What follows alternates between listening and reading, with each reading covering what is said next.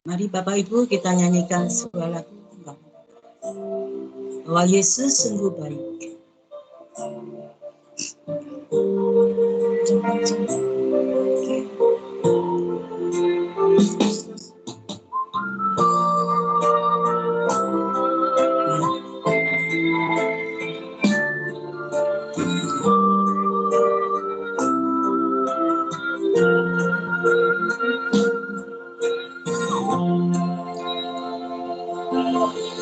Yesus, Kau sungguh baik.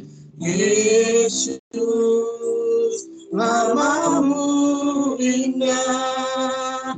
Yesus, ku cinta Kau selalu. Ku tinggikan, ku agungkan selamanya. Yesus, Kau sungguh baik. Yesus, namamu indah. Yesus, ku cinta Kau selalu. Ku tinggikan, ku agungkan selamanya. Ku mau memujimu, ku selalu pujimu, ku mau menyembahmu, ku selalu sembahmu.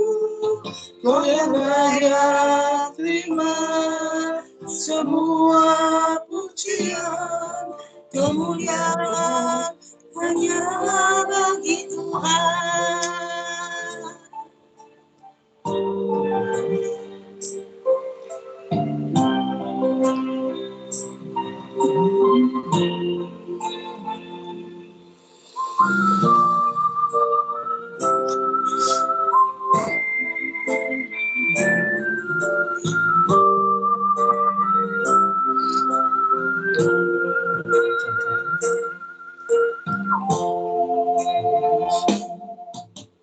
Yesus, Kau sungguh baik.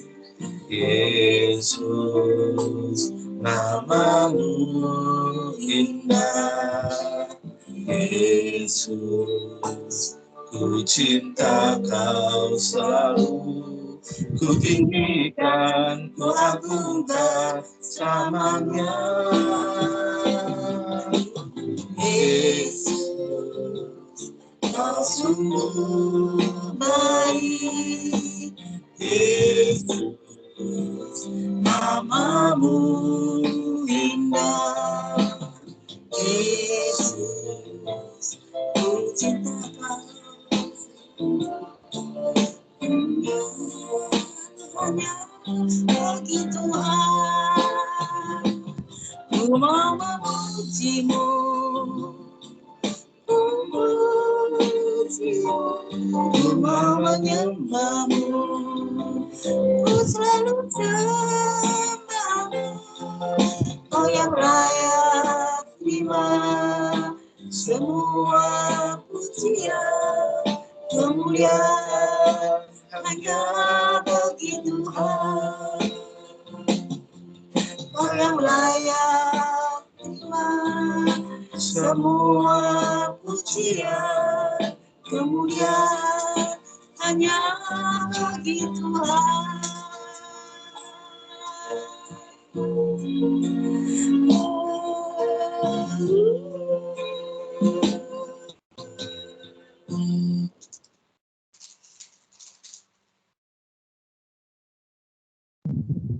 Mari silakan kita mulai. Dalam nama Bapa dan Putra dan Roh Kudus. Amin. Tuhan adalah gembalaku, tak akan kekurangan aku. Ia membaringkan aku di padang yang berumput hijau. Ia membimbing aku ke air yang tenang. Ia menyegarkan jiwaku. Ia menuntun aku di jalan yang benar oleh karena namanya. Sekalipun aku berjalan dalam kegelapan, aku tidak takut bahaya, sebab Engkau besertaku. Gadamu dan tongkatmu, itulah yang menghibur aku. Engkau menyediakan hidangan bagiku di hadapan lawanku.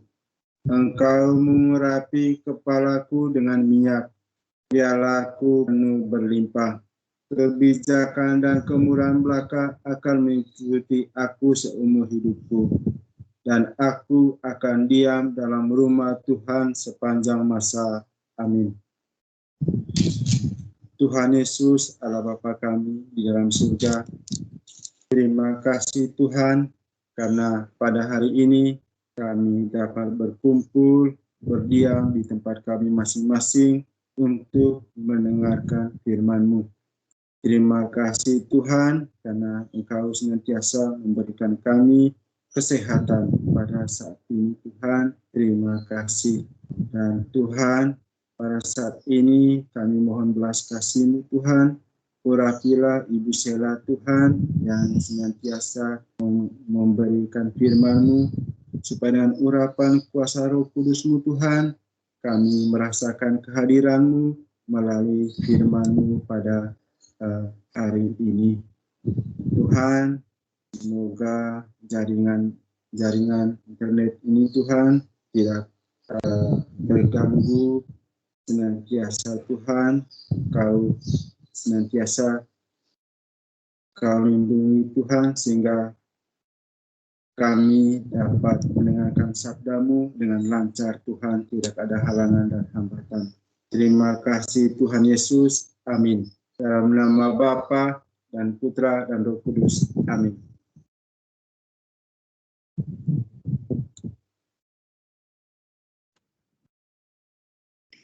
Thank you, Doni. Thank you. Oke, selamat sore teman-teman semuanya. Shalom. Kita ketemu lagi PA hari ini ya. Kita akan bahas kenapa sih kita itu kok susah untuk bersyukur. Ya, memang manusia itu bawaannya tuh apa ya? Egois ya. Kalau dikasih lupa sama yang ngasih, kayaknya merasa berhak gitu. Kalau yang dikasih nggak bagus, bilang kok nggak bagus, kok nggak begini, kok nggak begitu gitu. Tapi nanti kalau nggak dapet apa yang dia minta, komplain kenapa nggak dikasih, kenapa nggak dikabulkan gitu. Jadi manusia itu kan cenderungnya tuh egois, itu udah bawaan semua orang. Mikir pakai standar, pakai pemikirannya sendiri gitu. Itu manusia. Kemarin itu aku pergi ke tokonya satu temen yang lagi ngadain acara gitu. Dan namanya acara gitu kayak pasar kan, pasti ada banyak sekali orang yang diajak untuk ikut pasar. Nah, dia itu cuman ngecas murah banget, kok nggak salah 200.000. Itu untuk 1 minggu. Jadi kan dia butuh biaya listrik, butuh biaya untuk beberesan kayak gitu-gitu. Itu cuma dicas 200.000 gitu untuk 1 minggu gitu. Ada salah satu yang ikut nggak mau gitu, nggak rela. Loh, kok harus bayar sih? Kan aku ikut ngeramein acara kamu. Dia merasa kalau nggak ada dia tuh nanti acaranya jadi sepi gitu. Kok harus bayar gitu? Nah, terus teman aku bilang, loh, kamu kalau bazar di tempat lain, di sini di tempat A itu minimal 500.000 loh sehari, di tempat B itu bisa 1 juta loh sehari. Lah aku cuma 200.000 1 minggu. Oh, kok kamu nggak mau gitu? Nah, gimana kayak gitu-gitu? Kadang orang itu udah dikasih sesuatu yang baik, itu masih nggak bersyukur. Dan kayaknya mikirnya tuh mau lebih lagi gitu, mau lebih lagi kayak gitu. Terus ada lagi yang komplain gitu, kenapa kok aku nggak dimasukin ke live story? Apa karena aku nggak mau pakai tukang fotomu gitu? Jadi komplain itu banyak banget gitu, berdasarkan pemikiran sendiri dan nggak sadar kalau dengan apa yang dia komplainkan itu ternyata menyakitkan hati pendengarnya dan ke realitanya tidak seperti itu gitu. Nah, Bapak dan Ibu, hari ini kita belajar jangan sampai kita menjadi orang yang istilahnya cuma komplain aja, melihat keadaan itu hanya dari sudut pandang sendiri dan pada akhirnya lupa bersyukur. Padahal kan kita tahu ya, kalau Tuhan itu kan suruh kita untuk bersyukur gitu. Ini yang kita pelajarin hari ini. Aku sharekan sebentar ya.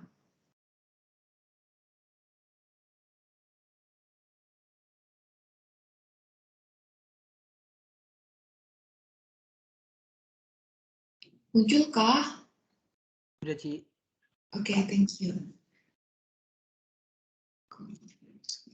Oke, mengapa sulit untuk mengucap syukur? Ini akan kita pelajarin hari ini. Yang pertama, kita lihat dulu cerita di Lukas 17 ayat 11 sampai 19. Ini cerita yang benar-benar menggambarkan kalau orang itu susah untuk bersyukur. Padahal udah dapat apa yang dia mau dan istilahnya dalam tanda kutip udah enak gitu, tapi masih nggak bisa juga untuk bersyukur. Lukas 17 ayat 11 sampai 19. Cerita yang kita udah familiar. Ke-10 orang kusta. Dalam perjalanannya ke Yerusalem, Yesus menyusur perbatasan Samaria dan Galilea. Ketika ia memasuki suatu desa, datanglah 10 orang kusta menemui dia. Mereka tinggal berdiri agak jauh dan berteriak, "Yesus, Guru, kasihanilah kami." Lalu ia memandang mereka dan berkata, "Pergilah, perlihatkanlah dirimu pada imam-imam." Dan sementara mereka di tengah jalan, mereka menjadi tahir. Seorang dari antara mereka, ketika melihat bahwa ia telah sembuh, kembali sambil memuliakan Allah dengan suara nyaring, lalu tersungkur di depan kaki Yesus dan mengucap syukur kepadanya. Orang itu adalah seorang Samaria. Lalu Yesus berkata, "Bukankah 10 orang tadi semuanya telah menjadi tahir? Di manakah yang 9 orang itu? Tidak adakah di antara mereka yang kembali untuk memuliakan Allah selain pada orang asing ini?" Lalu ia berkata pada orang ini, "Berdirilah dan pergilah. Imanmu telah menyelamatkan engkau." Nah, Bapak dan Ibu, ini cerita yang sudah familiar banget ya sama kita tentang 10 orang kusta itu tadi. Dulu kalau orang kusta itu kan harus diasingkan ya. Dan tempat pengasingannya tuh nyampur antara Yahudi sama orang Samaria, itu nyampur. Kita kan tahu ya, orang Yahudi sama orang Samaria itu kan enggak cocok. Mereka nggak mau menerima gitu satu dengan yang lainnya seperti itu. Tapi pada waktu sama-sama menjadi kusta, mereka itu tergabung di satu tempat. Nah, pada waktu Yesus lewat daerah itu, 10 orang datang. Dan Yesus bilang, "Oke, dan lihat, kamu serahkan diri deh kepada para imam." Dan tengah perjalanan, pada sembuh ternyata. Pada sembuh, pasti kaget semua dong. Karena semuanya sembuh. Yang satu lihat bilang, "Wah, gue sembuh nih." Pasti dia teriak dengan sukacita. Dan karena dia teriak, dia sembuh, pasti yang 9 lainnya itu juga lihat badannya. Dan ternyata mereka semua sembuh. Tapi kenapa cuman hanya satu yang kembali kepada Yesus untuk berterima kasih? Bapak dan Ibu, ya mungkin mereka sangat-sangat sukacita. Pasti sangat-sangat sukacita karena sembuh. Berarti mereka bisa masuk kembali ke dalam masyarakat, bisa kembali bekerja, bisa kembali ketemu keluarga, dan bisa hidup normal lagi gitu. Nah, apakah terlalu semangat sembuh itu tadi sampai membuat mereka lupa siapa menyembuhkannya? Rupanya itu yang terjadi. Berarti apa? 9 orang itu tadi hanya fokus pada dirinya sendiri. Yang penting gue dapet, dan gue udah nggak peduli siapa yang ngasih, bentuknya kayak gimana, pokoknya gue dapet apa yang gue mau gitu.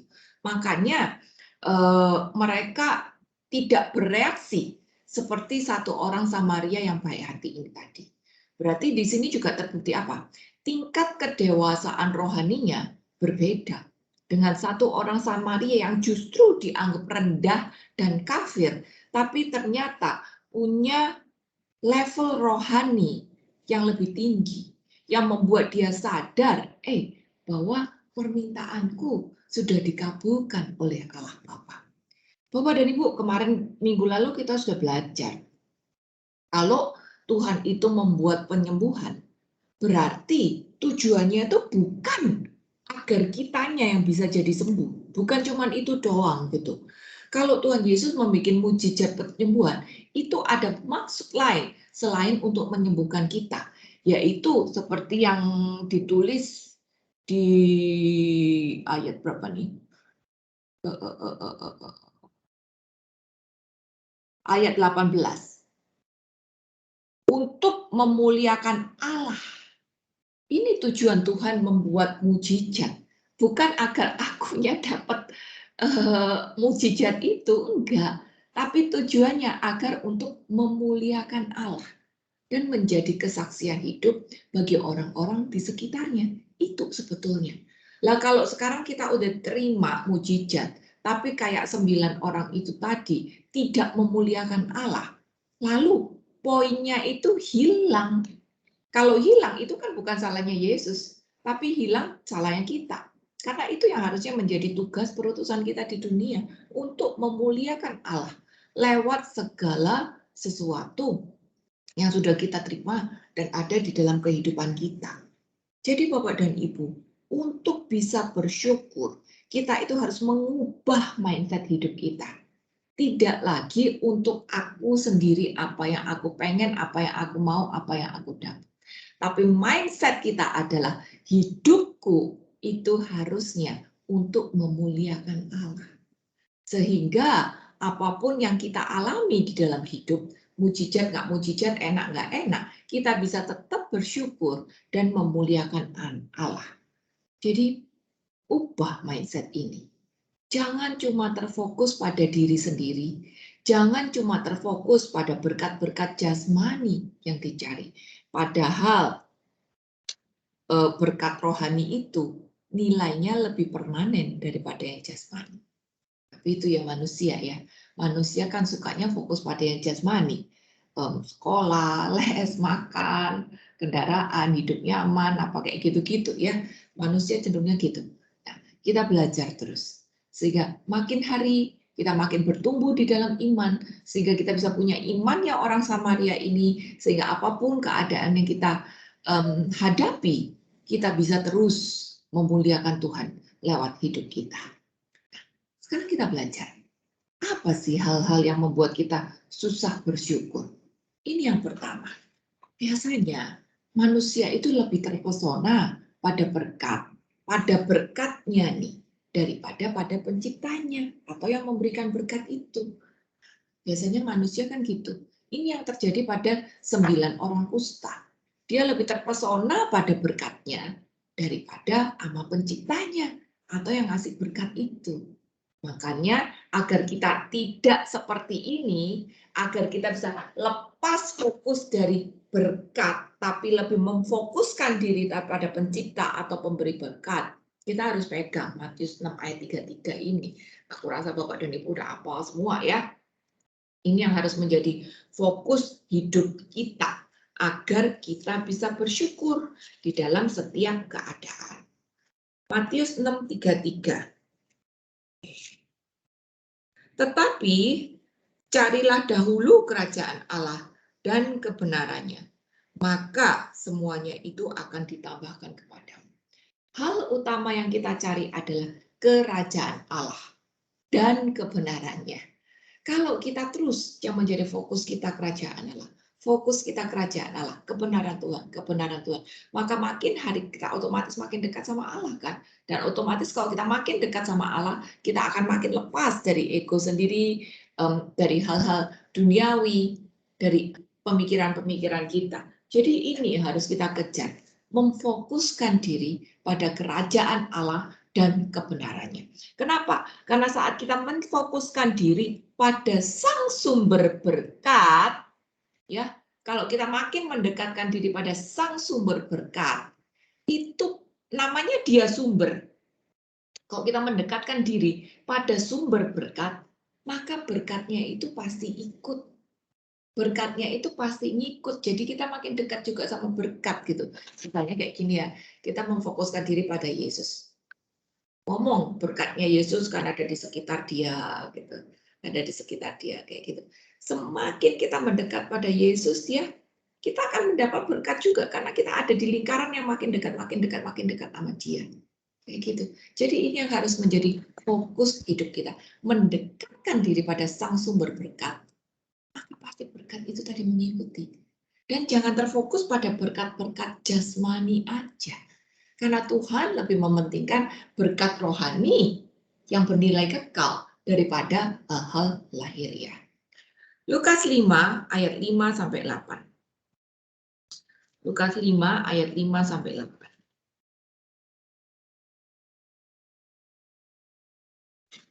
Simon menjawab, "Guru, telah sepanjang malam kami bekerja keras dan kami tidak menangkap apa-apa.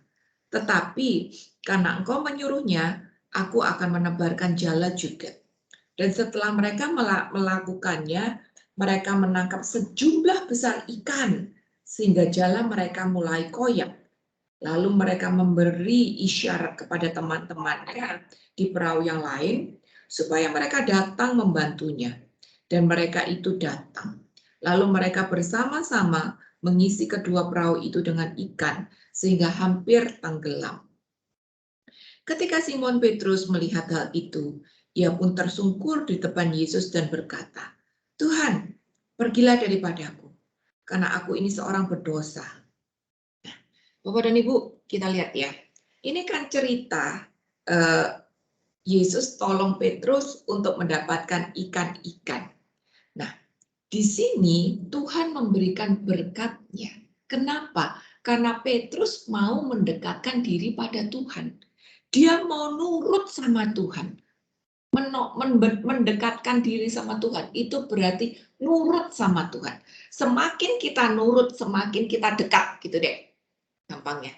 Bukan masalah banyaknya berdoa ya, tapi semakin kita nurut, semakin kita dekat gitu. Nah, karena Petrus mau mentaat, Petrus mau nurut, jadi dia makin mendekatkan diri pada Tuhan, maka dia memperoleh berkat-berkat itu tadi.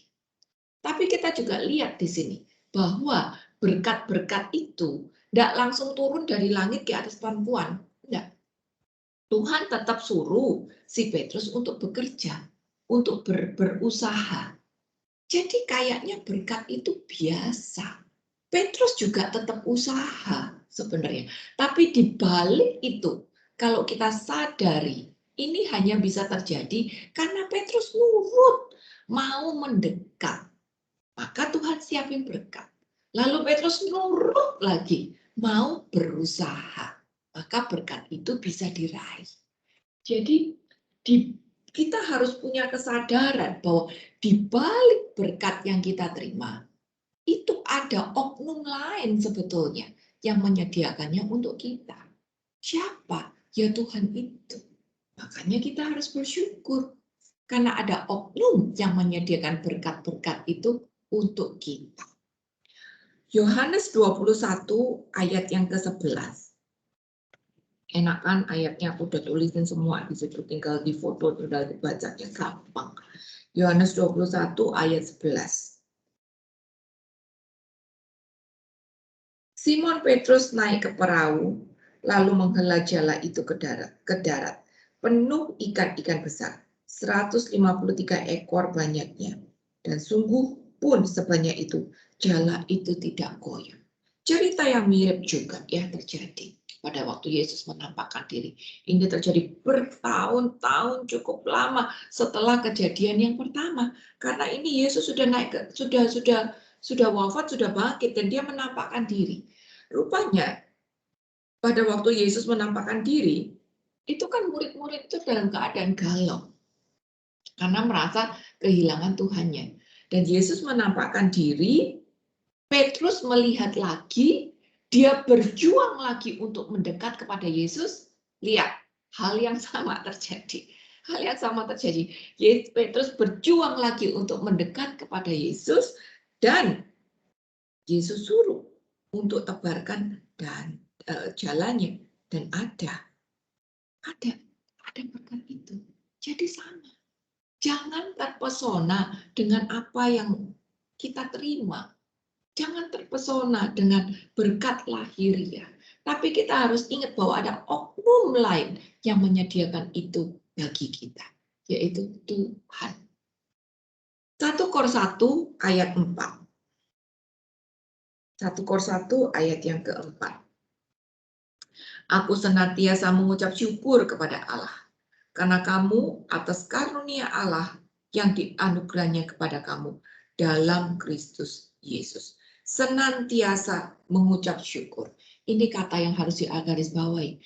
Karena Paulus pun di dalam kesesakannya dia bisa bersyukur loh. Dia bersyukur bukan hanya untuk berkat lahiriah yang dia dapat, tapi di sini dia bersyukur atas orang lain yang menerima kasih karunia keselamatan. Jadi tingkat syukur di sini harus luas.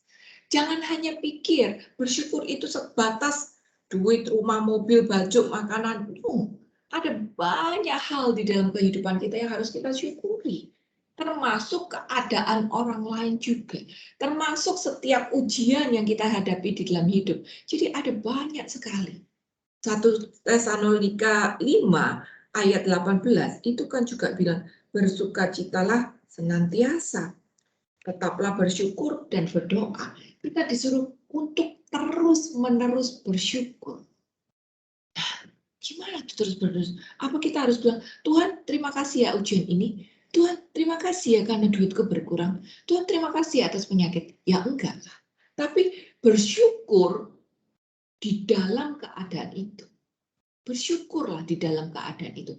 Bukan bersyukur atas kejadiannya yang kayak aku tadi bilang, Tuhan terima kasih karena aku sakit gitu. Ya enggak lah. Tapi kita, Tuhan aku bersyukur karena walaupun aku sakit, aku tidak kehilangan Engkau. Itu bersyukur. Tuhan aku bersyukur karena walaupun aku sakit, Kau cukup-cukupkan. Tuhan aku bersyukur karena walaupun aku sakit, ada banyak orang yang datang untuk hibur aku, untuk nemenin aku. Jadi Tuhan kan bilang, bersukacitalah senantiasa, bersyukurlah terus gitu.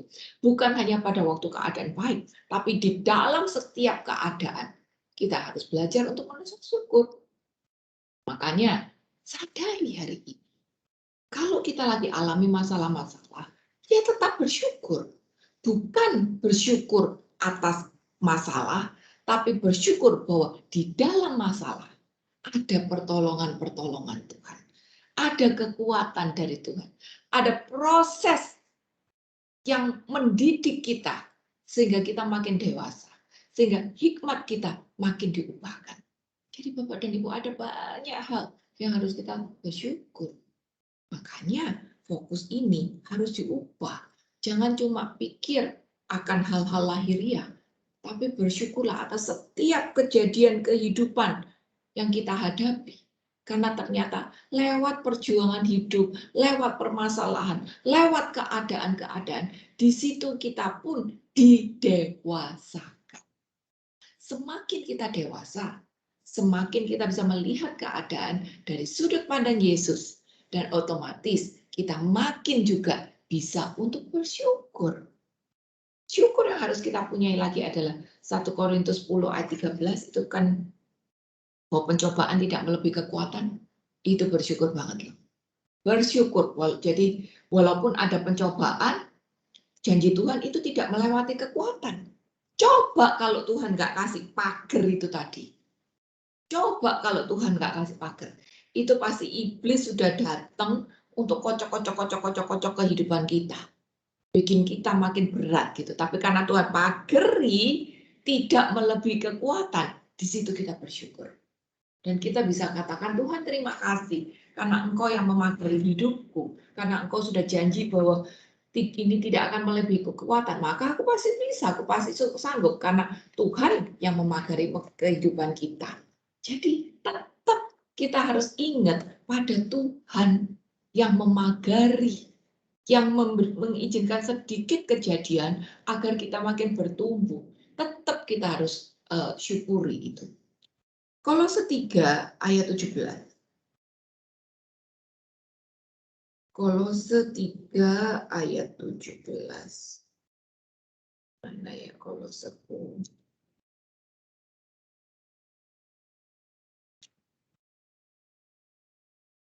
Dan segala sesuatu yang kamu lakukan dengan perkataan atau perbuatan, lakukanlah itu semuanya dalam nama Yesus Kristus. Dalam nama Tuhan Yesus sambil mengucap syukur oleh Dia kepada Allah Bapa kita. Ayat yang sama. Berapa kali kita disuruh untuk mengucap syukur ini tadi? Ya, kita harus belajar untuk lakukan. Mengubah mindset kita. Nggak lagi terfokus pada hal-hal dunia. Mengubah sikap hidup kita agar kita makin menyadari bahwa ada oknum yang membukakan jalan untuk kita. Oknum yang memagari kehidupan kita. Bagian kita adalah berjuang untuk hidup di dalam ketaatan. Agar keadaan kita bisa membuat kita lebih dekat lagi sama Tuhan. Semakin kita dekat sama Tuhan, semakin juga kita mampu untuk diubahkan. 2 Tesalonika 2 ayat yang ke-13. 2 Tes 2 ayat 13. Akan tetapi, kamu harus selalu mengucap syukur kepada Allah karena kamu, saudara-saudara, yang dikasihi Tuhan. Sebab Allah dari mulanya telah memilih kamu untuk diselamatkan dalam roh yang menguduskan kamu dalam kebenaran yang kamu percaya. Ini Bapak dan Ibu. Syukur kita yang paling besar adalah karena Allah memilih kita terlebih dahulu. Ingat, Yohanes 15 ayat 16a kan bilang, bukan kita yang memilih Tuhan, tapi Tuhan yang memilih kita. Dan itu harus kita syukuri. Karena Tuhan yang memilih kita. Dia yang menyelamatkan kita. Karena dia mau menyelamatkan kita, kita mendapat kasih karunia keselamatan. Dan kasih karunia keselamatan itu ada dari darah Yesus. Maka kita harus bersyukur. Kalau hari ini kita sudah terpilih terlebih dahulu. Jadi, karena Tuhan lebih mementingkan kan hal-hal keselamatan, hal-hal rohani, maka kita pun juga harus berjuang untuk membagikan warta keselamatan ini pada orang-orang sekitar kita. Caranya adalah dengan bersyukur. Sehingga orang-orang di sekitar kita bisa melihat bahwa kita itu berbeda. Kita itu bersyukur. Kita itu punya damai sejahtera.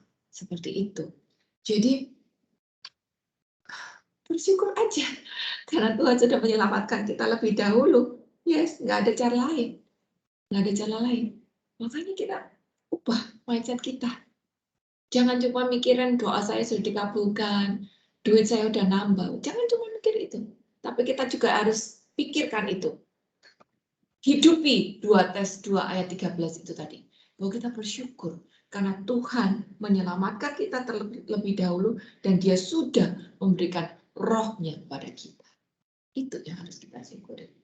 Lalu yang kedua, kita nggak akan bisa bersyukur kalau berpikir bahwa apa yang gue dapat itu adalah karena gue sendiri yang kerja. Nah, sekarang kan banyak ya orang yang berpikir seperti itu. Ngapain bersyukur? Ini kan hasil usaha gue. Ini kan gue yang dapat. Ini kan gue yang kerjain. Ya emang gue pinter. Emang gue sungguh-sungguh kerja gitu. Jadi orang merasa aku yang menghasilkan. Padahal di balik itu ada Tuhan yang menebarkan berkat. Ulangan 8 ayat 17-20. Ulangan 8 17-20.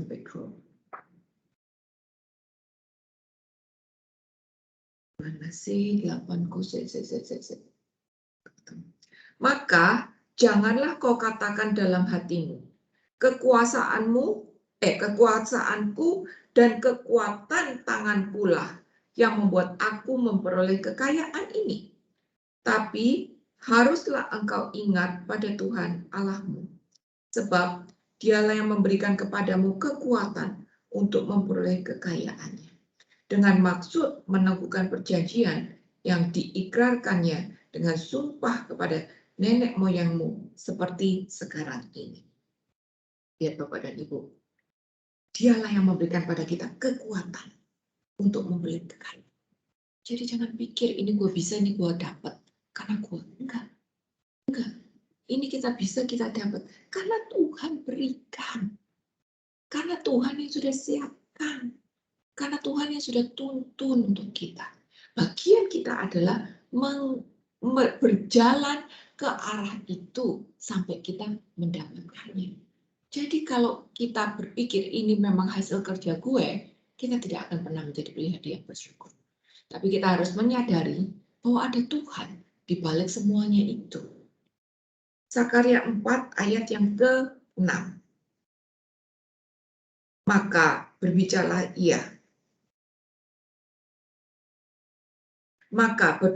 ia, katanya, inilah firman Tuhan kepada Zerubabel, bunyinya, bukan dengan keperkasaan dan bukan dengan kekuatan, melainkan dengan Rohku.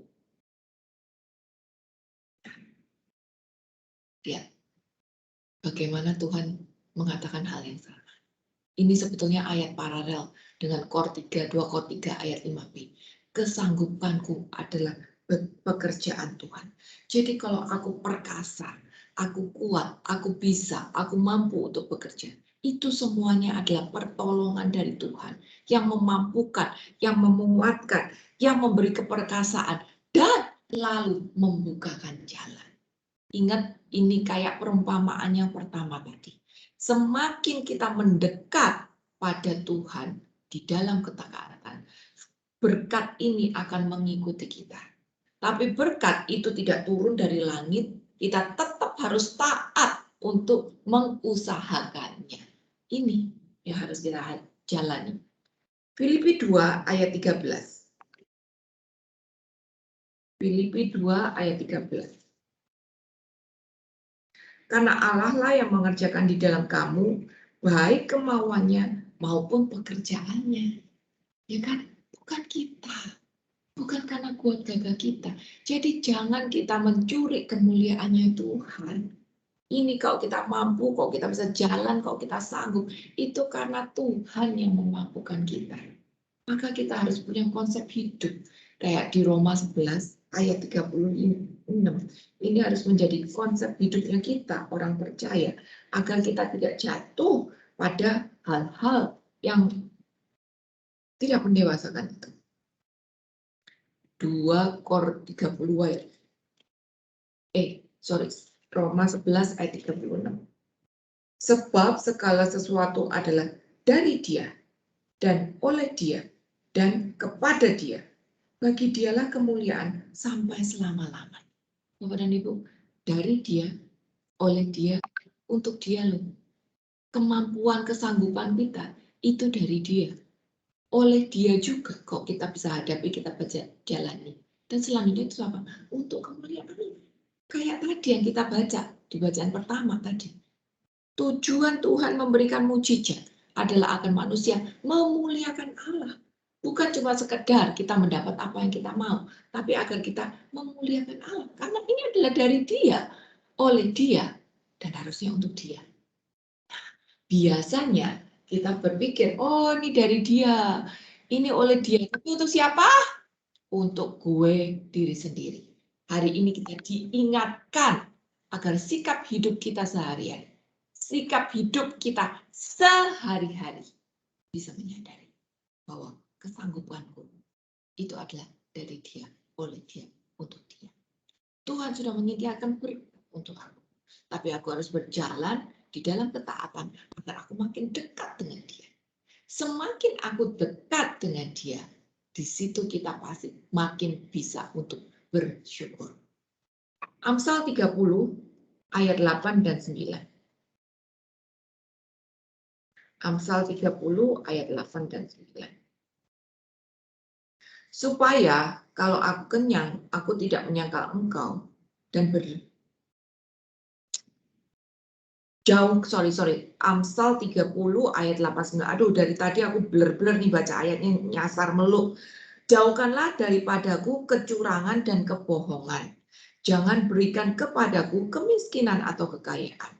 Biarkanlah aku menikmati makanan yang menjadi makananku, supaya aku kayaknya tadi putus ya, kurang satu ya ayatnya. It's okay. Kita tadi dari Roma 11 ayat 36, aku langsung loncat ke Amsal ya. Jauhkanlah daripadaku kecurangan dan kebohongan. Jangan berikan kepadaku kemiskinan atau kekayaan. Biarkan aku menikmati makanan yang menjadi bagianku, supaya kalau aku kenyang, aku tidak menyangkal engkau dan berkata, siapa Tuhan itu? Atau kalau aku miskin, aku mencuri, lalu mencemarkan nama Allahku. Nah, Bapak dan Ibu, ini adalah doa orang yang menyadari bahwa segala sesuatu yang dia mampu, yang dia punya, itu adalah berkat dari Allah.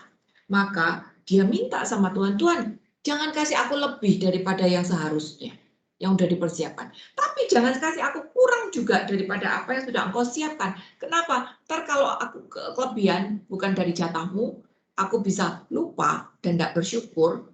Tapi kalau aku kurang dari yang sebetulnya jatahmu, aku bisa mencuri karena merasa kurang. Jadi kasih aku sesuai dari jatah, biar aku bisa menyadari bahwa ini adalah dari engkau, oleh engkau, dan untuk engkau. Ini yang harus menjadi sikap hidup kita. Jadi Bapak dan Ibu, jangan berpikir, aduh aku harus seperti dia. Aku mau kayak dia. Kenapa aku nggak seperti itu? Kenapa hidupku sekarang kayak gini? Tuhan, aku mau kayak itu. Tapi ini doa orang yang benar. Yang menyadari bahwa segala sesuatu yang terjadi di dalam kehidupannya, itu harusnya sesuai dengan pagar yang Tuhan sudah sediakan bagi dia. Maka dia akan mendapat cukup sesuai dengan apa yang Tuhan berkatkan untuk dia. Dan ini bisa kita syukuri. Amsal 20 ayat 22. Berkat Tuhanlah yang menjadikan kaya. Susah payah tidak akan menambahinya. Lihat, kalau kita memang berpegang pada berkat Tuhan. Misalnya jatahnya 8. Misalnya ya, jatah berkat kesehatan, kekuatan, berkat uang, berkat penyertaan sahabat, misalnya jatahnya 8. Lalu kita berusaha agar kita bisa dapat 10. Kita mendingan nggak usah dapat. Mendingan kita nggak usah Tuhan dapat gitu. Karena kalau misalnya kita hari ini dapat 10 dan ternyata itu tidak sesuai dengan maunya Tuhan. Itu kayak tadi Amsal 30 jatuhnya. Aku jadi sombong dan tidak kembali bersyukur. Merasa itu hak, merasa itu kekuatan daripada aku. Atau kita, berarti itu bukan berkat dari Tuhan ya. Berarti itu bukan berkat dari Tuhan. Karena itu membuat kita makin jauh dari Tuhan. Segala sesuatu itu dinilai dari buahnya. Kalau yang membuat kita makin jauh daripada Tuhan, itu berarti bukan dari Tuhan. Walaupun kayaknya berkatnya banyak. Ingat, berkat Tuhan itu bungkusnya nggak selalu cantik. Nanti kita bahas ini di belakang. Berkat Tuhan itu nggak selalu cantik. Jadi, kalaupun kita usaha keras sekalipun, kalau itu bukan jatah kita, kita tidak akan dapat. Karena ini berkat dari Tuhan, bukan dari usaha kita sendiri. Dan kalaupun sepertinya kita dapat, itu berarti bukan dari Tuhan. Maka kita ujungnya tidak akan memuliakan Tuhan. Nah, jadi apapun sekarang ya, kita harus berusaha untuk ini. Bahwa ini adalah dari Dia, oleh Dia, untuk Dia. Aku terima dari Dia berkat dana, berkat kesehatan, berkat komunitas, berkat penyertaan, teman-teman yang Tuhan taruh ada di sekeliling kita, orang-orang yang bersedia mendengarkan, orang-orang yang peduli, keluarga, ada banyak sekali berkat yang Tuhan sediakan pada kita. Dan itu yang harus kita syukuri. Jangan berpikir berkat itu cuma di sekitar masalah duit. Tapi kita punya banyak lainnya. Kesehatan, sukacita, tangga, itu berkat. Dan itu bukan hasil dari diri sendiri. Itu karena Tuhan yang memberikan. Maka kita harus syukuri. Kita bukan hanya mensyukuri itu saja, tapi kita juga harus menjaga agar berkat itu tidak dicuri. 1 Petrus 5 ayat 7 sampai 9. Serahkanlah segala kekhawatiranmu padanya, sebab Ia yang memelihara kamu. Sadarlah dan berjaga-jagalah, lawan musuh iblis berjalan keliling, sama seperti singa yang mengaum-ngaum dan mencari orang yang dapat ditelannya. Lihat, berkat itu kasih karunia Allah. Maka buahnya pasti banyak. Tapi iblis nggak seneng kalau kita punya berkat. Berkat sukacita dia nggak seneng, berkat kesehatan dia nggak seneng, berkat persahabatan dia nggak seneng. Pokoknya ini nggak seneng aja kalau kita terima berkat dari Tuhan.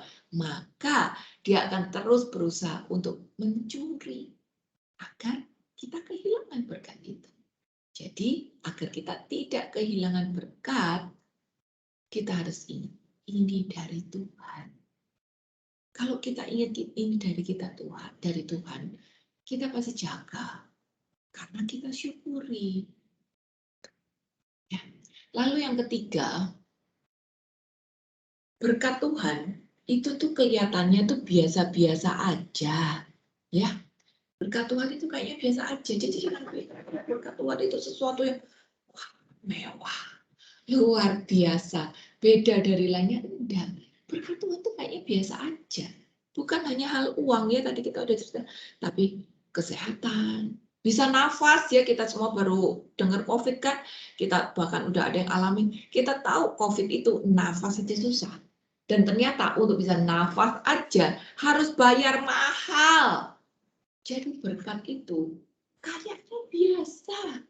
Bisa hidup itu berkat, bisa sehat berkat, bisa makan itu berkat, bisa nafas itu berkat, bisa jalan itu berkat, bisa melihat itu bisa berkat ya. Ada banyak orang yang nggak bisa melihat, tunarungu ya. Punya komunitas yang benar itu berkat, punya keluarga yang harmonis itu berkat. Jadi ada banyak hal selain duit yang Tuhan berikan kepada kita, dan kelihatannya itu biasa aja. Tapi itu pun harus kita syukuri. Jadi jangan merasa, oh aku layak, memang aku berhak untuk terima itu. Tidak. Aku beberapa hari yang lalu ngobrol sama seorang teman ya, yang kebetulan dia mengalami masalah di dalam perkawinannya. Sekaligus karena waktu itu dia hak-haknya diambil semua, dia langsung nggak punya apa-apa. Udah disolimi, secara ekonomi dia pun jatuh, lalu karena mengalami tekanan yang berat, dia kena sakit cancer. Jadi tantangannya itu luar biasa. Tapi dia pada waktu dia cerita sama aku, dia ngomongnya kayak gini, aku bersyukur loh Ci. Ya, aku mengalami ini. Aku secara keluarga udah gagal diginiin, secara ekonomi habis-habisan karena benar-benar semuanya diambil sama yang sana, lalu sakit juga, sakit cancer kan biaya gede dan berat kan juga secara mental. Tapi dia bilang apa? Aku bersyukur karena ada banyak orang yang Tuhan taruh di sekitarku. Pada saat aku sendirian, bisa ada orang datang telepon aku. Pada saat aku merasa gini, aku melihat ini teman kerjaku peduli banget sama aku gitu. Aku ada saudara tuh yang juga baik, pokoknya dia nggak mau aku khawatir. Dia titip ke semua orang, jangan sampai aku tahu apa gitu, karena dia nggak mau aku khawatir. Bahkan pemilik rumah yang dia kontrak pun itu bisa ngomong sama orang rumahnya selain dia. Kalau misalnya ada apa-apa sama rumah ini, ngomong langsung ke aku ya, nanti aku yang benerin gitu. Jangan sampai ibu tahu. Jangan sampai ibu tahu. Pokoknya ibu nggak usah khawatir aja. Karena aku lagi malam-malam sepi gitu. Tahu-tahu ada temen datang ngirimin apa. Lihat Bapak dan Ibu, betapa keadaan yang berat tidak membuat dia jatuh. Bahkan dia bisa bersyukur atas berkat-berkat yang sebetulnya berlimpah dari Tuhan, tapi kelihatannya biasa aja. Nah, di sini kita refleksi nih. Di sini kita refleksi, apa yang menjadi fokus hidup kita hari ini? Masalah kita ada. Berapa sih masalah kita? Mungkin ekonomi, mungkin sakit penyakit, mungkin perkataan orang, mungkin relasi. Tapi berapa sih masalah kita? Kan 1, 2, 3 biji doang kan? Tapi ada 1000 kebaikan Tuhan di luar sana loh, yang Tuhan berikan pada kita. Nah, fokus kita itu di mana? Kita fokus pada yang 1000 itu, Atau kita cuma fokus pada yang 3 biji ini tadi. Fokus kita itu di mana? Jadi Bapak dan Tuhan, Bapak dan Ibu, berkat Tuhan itu kelihatannya biasa. Iya, tapi ya tetap harus kita syukuri. Karena itu adalah kebaikan Tuhan yang Dia berikan untuk kita. Karena kalau Tuhan nggak beri itu, ya apa sih? Kita bisa jatuh sampai tergeletak. Dan Tuhan nggak mau kita tergeletak. Makanya Dia pageri. Dia pageri. Jadi jangan pernah berpikir, aku yang paling longso, aku yang paling berat, kehidupanku yang kayak begini. Jangan pernah longso, tapi berubahlah mindset. Ubah pola pikir ini. Lihat 1000 kebaikan Tuhan. Tulis, aku dulu belajar pertama tulis. Agar aku bisa bersyukur ya, lalu aku bawa itu dalam doa. Tapi tulis, Tuhan aku bersyukur cuaca baik. Tuhan aku bersyukur ada matahari. Tuhan aku bersyukur rada adem karena hujan. Tuhan aku bersyukur aku bisa makan kacang. Ya segala macam dia belajar. Tulis kalau perlu. Kenapa? Karena kalau sekali kita nelongso, tahu ya, nelongso mengasihani diri sendiri atas hal apapun juga lah di dalam kehidupan ini. Mengasihani diri sendiri itu adalah ego, dan ego akan membuat kita jatuh down. Matius 13 ayat 24 sampai 30. Ini cerita tentang Matius 13 ayat 24 tentang ilalang dan gandum. Ya, aku nggak usah bacakan, keburu waktunya. Kita tahu ini cerita ilalang dan gandum. Semuanya tumbuh bebarengan karena si jahat menebarkannya pada waktu orang tidur. Jadi ini tumbuhnya bebarengan. Dan ternyata pada waktu sang pekerja pengen cabut, Tuhan bilang jangan. Sebab mungkin gandum itu ikut tercabut pada waktu engkau mencabut lalang. Biarkanlah keduanya tumbuh bersama sampai waktu menuai. Pada waktu itu, aku akan berkata kepada penuai, kumpulkan dahulu lalang itu dan ikatlah berberkas-berkas untuk dibakar. Kemudian kumpulkanlah gandum itu dalam lumbungku. Lihat Bapak dan Ibu. Berkat Tuhan itu kayaknya biasa aja. Tapi kalau kita bersyukur, kita sadari itu adalah berkat Tuhan, maka itu adalah gandum yang ditabur. Gandum yang ditabur akan menghasilkan buah. Tuhan tidak akan membiarkan gandum-gandum muda sebelum dia berbuah itu untuk dicabut. Karena nanti bisa nyaru. Perbuatan-perbuatan orang bisa aja kayaknya baik-baik semua. Tapi yang baik kan belum tentu benar kan. Bisa jadi itu bukan gandum, tapi lalang. Motivasi hatinya belum kelihatan. Tujuannya belum kelihatan gitu. Tapi kalau dibiarkan sebentar, sampai ada buahnya, nah kelihatan. Gandum sama lalang itu modelnya sama. Sama-sama ada bulir-bulirnya.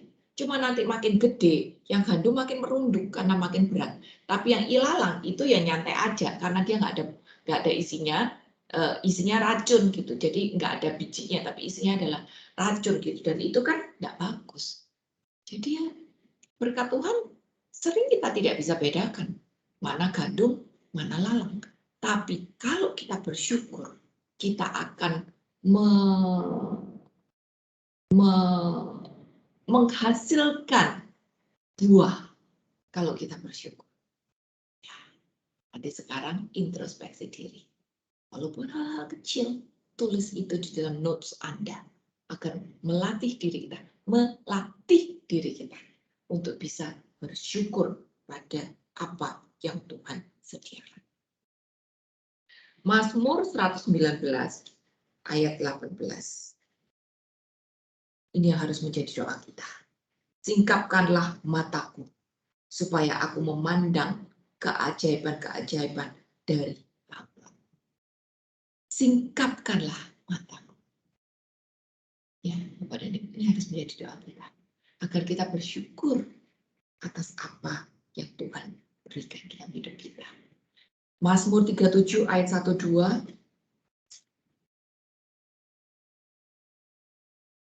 Jangan marah karena orang yang berbuat jahat. Jangan iri kepada orang yang berbuat curang. Sebab mereka segera lisut seperti rumput, yang layu seperti tumbuh-tumbuhan. Nggak usah pusing sama orang lain. Nggak usah iri. Iri itu membuat kita jatuh. Tuhan udah kasih berkat menurut jatahnya masing-masing. Jadi nggak usah pusing sama orang lain. Ya, tapi kita harus konsen pada pertumbuhan kita sendiri. Konsen pada apa yang bisa menjadi buah untuk diri kita sendiri. Ini harus menjadi fokus hidup kita. Kau tak konsen. Karena Tuhan memberikan orang berkat-berkatnya sendiri. Nggak sama semuanya. Jadi nggak usah pusing sama orang lain. Malah nggak bisa bersyukur kalau kita banding-bandingin diri sama orang lain. Karena kita cenderung melihat bagusnya doang, rumput tetangga kayaknya hijau. Nggak tahu di bawahnya ada tikus, nggak tahu di bawahnya ada hama, ada belalak, nggak tahu. Tapi kelihatannya hijau doang. Jadi ya, gak usah pusing sama orang lain. Gak usah iri. Setiap orang ada berkatnya sendiri. Dan Tuhan mau kita bersyukur. Amsal 23 ayat 17. Janganlah hatimu iri kepada orang-orang yang berdosa, tapi takutlah akan Tuhan senantiasa. Lihat, kadang-kadang orang lain rasanya lebih enak. Rasanya lebih bagus kehidupannya. Rasanya lebih nyaman. Tapi buat apa kita iri? Iri membuat kita jatuh pada dosa. Iri membuat kita tidak bisa berbuah. Iri membuat kita tidak bisa bersyukur atas kasih karunia Tuhan. Jadi yang harusnya menjadi fokus hidup kita adalah Tuhannya. Jangan bandingkan diri sama orang lain. Amsal 1 ayat 23. Berpanglinglah kamu kepada teguranku.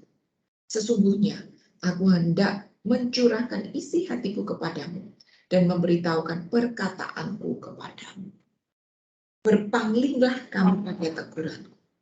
Kalau Tuhan tegur, kita juga harus bersyukur. Karena teguran itu membuat kita kembali ke jalan yang benar. Kembali terfokuskan diri pada Tuhan. Ya. Jadi kalau kita ada teguran, justru kita harus bersyukur. Kalau kita ditegur nggak berubah, tegur 2 kali nggak berubah, tegur 3 kali nggak berubah, tegur 10 kali nggak berubah, lama-lama Tuhan itu juga cuekin kita loh. Sakar wis, orang kamu juga punya free will kok. Tuhan kan nggak memaksa kita. Tuhan nggak menciptakan kita sebagai robot. Kita diberi kehendak bebas. Dan Tuhan mau kita memilih Dia. Karena memang kita mau memilih Dia. Ya, agar kita bisa memilih Dia, sebenarnya Tuhan kasih teguran-teguran kecil agar kita bisa kembali ke jalan yang benar. Tapi kalau ditegur berkali-kali, kita tidak mau juga. Ya lama-lama Tuhan sakarmu, terserah kamu. Karena apa? Karena Tuhan itu tidak pernah ada cerita Tuhan maha sabar. Tidak. Tuhan itu panjang sabar, bukan maha sabar. Nah, kalau Tuhan udah tegur berkali-kali, dan hati nurani kita makin mati, dan tidak mendengar Dia, ini yang akan terjadi ya. Nggak ada di situ, aku bacain. Mazmur 73 ayat 18. Mazmur 73 ayat 18. Kalau kita ditegur Tuhan berkali-kali dan kitanya bandel, ini yang akan terjadi. Sesungguhnya di tempat-tempat licin kutaruh mereka. Kau jatuhkan mereka sehingga hancur. Kita bisa jatuh. Kita bisa jatuh. Ya, dan jatuh itu sakit. Dan hopefully sebetulnya ini Tuhan baik juga. Semoga kalau jatuh kita juga bisa sadar dan bangkit kembali. Ya. Mungkin kita pernah dengar cerita ada berapa banyak orang yang Tuhan izinkan masuk ke dalam penjara tapi pada akhirnya mereka bertobat. Itu kejatuhan yang sangat-sangat menyakitkan. Tapi kalau bisa dibawa menjadi titik balik, itu bagus. Tapi kalau tidak bisa dibawa balik kalau tidak bisa dibawa balik naik ke atas, ini kayak ditaruh di tempat licin. Kayak telur di ujung tanduk. Gampang jatuh. Jadi hati-hati. syukuri berkat Tuhan. Walaupun kayaknya biasa-biasa aja, itu tetap dari Tuhan yang Maha Kuasa. Yang terakhir, berkat Tuhan itu tidak selalu indah. Ya, kita kan selalu doanya minta yang baik-baik, yang indah-indah, yang enak-enak, yang nyaman-nyaman untuk kita kan. Tapi ternyata berkat Tuhan itu tidak selalu indah. Jadi jangan berpikir, oh Tuhan memberkati kalau aku punya duit banyak, kalau doaku dikabulkan, kalau keluargaku baik-baik aja, kalau aku mendapat yang aku mau tuh berarti aku dekat sama Tuhan. Tidak, seperti itu.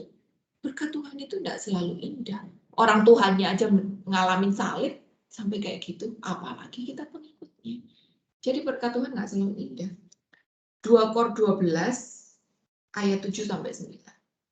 Dan supaya aku jangan meninggikan diri karena pernyataan-pernyataan yang luar biasa itu. Maka aku diberi satu duri dalam dagingku, yaitu seorang utusan iblis, untuk mengecoh aku, supaya aku jangan meninggikan diri.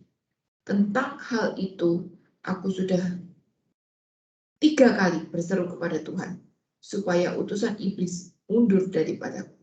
Tapi jawab Tuhan kepadaku, cukuplah kasih karuniaku bagimu, sebab justru dalam kelemahan kuasaku menjadi sempurna.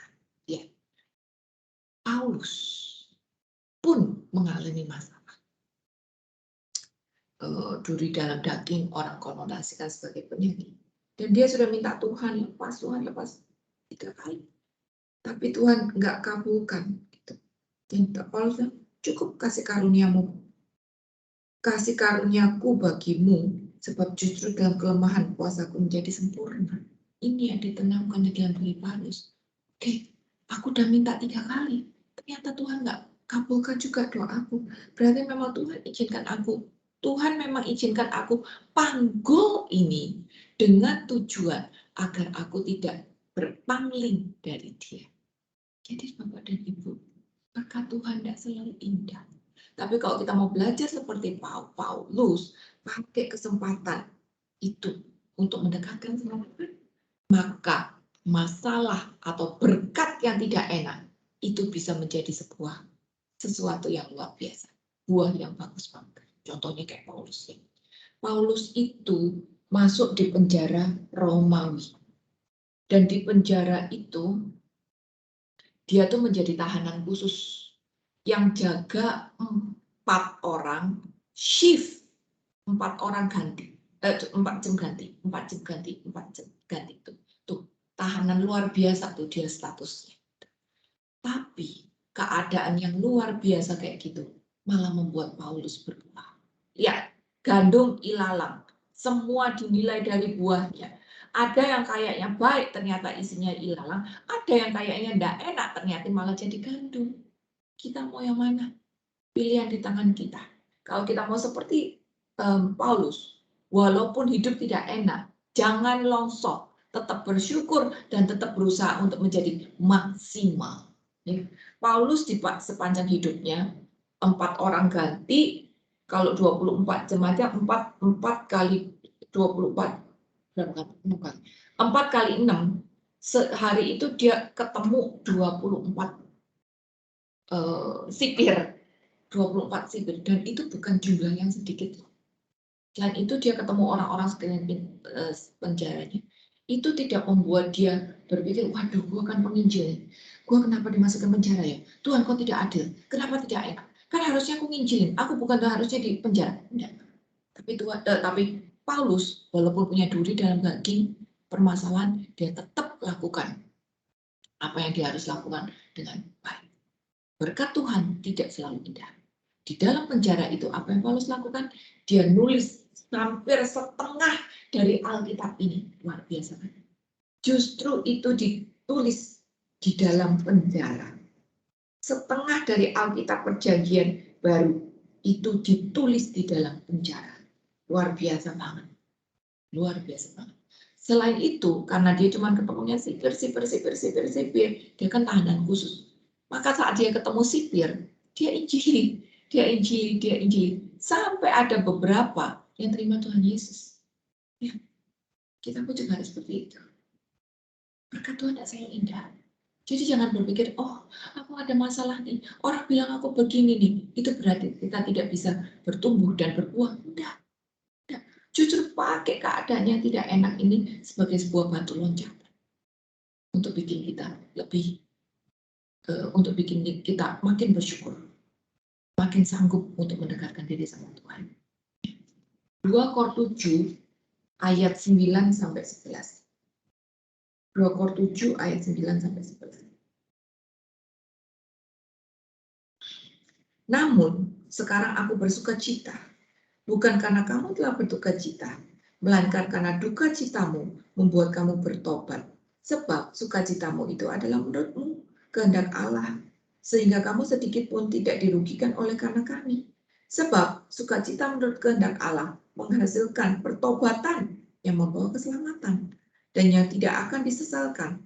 Tapi duka cita yang dari dunia ini menghasilkan kematian. Lihat ya, kita harus untuk konsep. Berkat Tuhan nggak selalu indah. Banyak hal tidak enak yang Tuhan izinkan terjadi, tapi dengan tujuan agar kita kembali ke jalan. Semua yang enak-enak itu kebanyakan malah dunia dan membuat kita makin jauh. Jadi jangan cuma kejar berkat, tapi kejar Tuhan juga yang mau menyediakan berkat itu tadi. Yesaya 38 ayat 17. Sesungguhnya penderitaan yang pahit menjadi keselamatan bagiku. Engkaulah yang mencegah jiwaku dari lubang kebinasaan, sebab engkau telah melemparkan segala dosaku jauh dari hadapannya. Sama ya. Penderitaan yang pahit justru menjadi keselamatan. Bukankah kita harus bersyukur kalau kita terima keselamatan yang dari Tuhan? Sebab dunia orang mati tidak dapat mengucap syukur kepadamu, dan maut tidak dapat memuji-muji engkau. Orang-orang yang turun ke liang kubur tidak menanti. Yesaya. Amsal 2 ayat 12. 2 ayat terakhir. Amsal 2 ayat yang ke-12. Supaya engkau terlepas dari jalan yang jahat, dari orang-orang yang mengucapkan muslihat. Bagaimana Tuhan itu memagari kita dengan tujuan agar kita tidak jatuh, itu aja. Jadi walaupun tidak enak, syukuri. Karena itu cara Tuhan jaga agar kita tidak jatuh pada kebinasaan. Agar roh kita tetap hidup. Bukan hanya hidup, tapi hidup dan menyala-nyala. Untuk apa? Untuk melayani Tuhan. Untuk memuliakan Tuhan. Itu tujuan. Roma 8 ayat 28, ini ayat terakhir, aku yakin Bapak dan Ibu juga udah hafal ayat itu. Itu bilang, sebab semua orang yang dipilihnya dari semula, mereka juga ditentukannya, sorry. Kita tahu sekarang bahwa Allah turut bekerja dalam segala sesuatu untuk mendatangkan kebaikan bagi mereka yang mengasihi Dia. Yaitu bagi mereka yang terpanggil sesuai dengan rencana Allah. Ada Tuhan di balik semuanya. Ada Tuhan di balik semuanya. Apa yang kita dapat, apa yang kita senang, itu bukan kekuatan kita. Tapi ada Tuhan yang memberikannya untuk kita. Menyediakannya untuk kita. Ya, Tuhan untuk bekerja. Tujuannya apa? Mendatangkan kebaikan untuk kita. Termasuk bila hal buruk yang kita terima. Tujuannya ada kita baik. Tapi perhatikan di sini. Segala kebaikan itu tadi, segala pekerjaan Tuhan itu tadi hanya disediakan untuk siapa? Mereka yang mengasihi Dia. Bukan untuk semua orang, ya, tapi untuk mereka saja yang mengasihi Dia. Karena saat kita mengerti, mengasihi Dia, kita pasti berjalan makin dekat pada Sang Sumber berkat. Maka saat kita makin mendekat pada Sang Sumber berkat, maka kita akan mendapat kelimpahan berkat itu tadi. Kelimpahan berkat, terutama berkat rohani, yang memberi kita sukacita, damai sejahtera, keselamatan yang melebihi segala hal lain dan bernilai kekal sampai akhir zaman. Jadi Bapak dan Ibu, syukuri 4 poin ini. Sehingga hidup kita, apapun keadaannya, kita bisa memfokuskan diri pada Sang Pemberi berkat dan mulai bersyukur di dalam segala keadaan. Tuhan Yesus memberkati. Aku kembalikan ke Bro David.